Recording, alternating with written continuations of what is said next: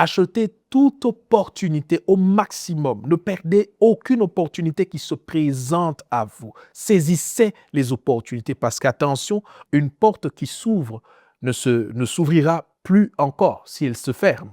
Et rien ne garantit que si elle devait s'ouvrir, elle s'ouvrira d'aussitôt. Donc ça peut encore prendre plus de temps pour s'ouvrir ou pour le revivre.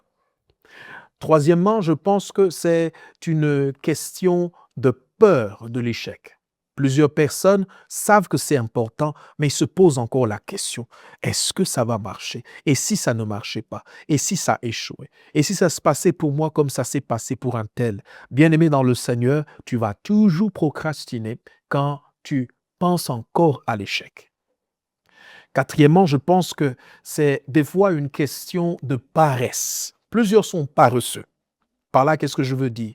Plusieurs ne veulent pas sortir de leur zone de confort. Ils veulent pas, au fait, ils aiment le bénéfice qu'une chose peut apporter, mais ils n'aiment pas l'effort que ça demande pour y arriver.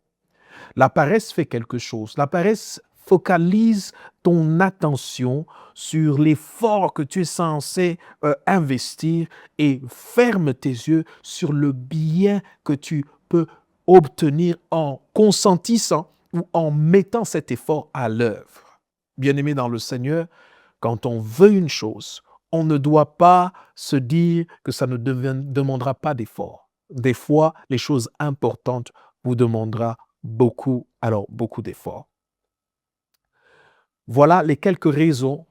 Je pense que quand vous avez bien travaillé dessus, quand vous comprenez que le temps ne vous appartient pas, vous n'avez que ce temps qui vous est accordé. Deux, que vous devez développer un sens d'urgence. À chaque fois qu'il faut faire quelque chose et que cette chose est importante, il faut avoir en son sein un sens d'urgence. Ça doit se faire et ça doit se faire maintenant parce que demain, on ne sait pas s'il y aura encore cette opportunité.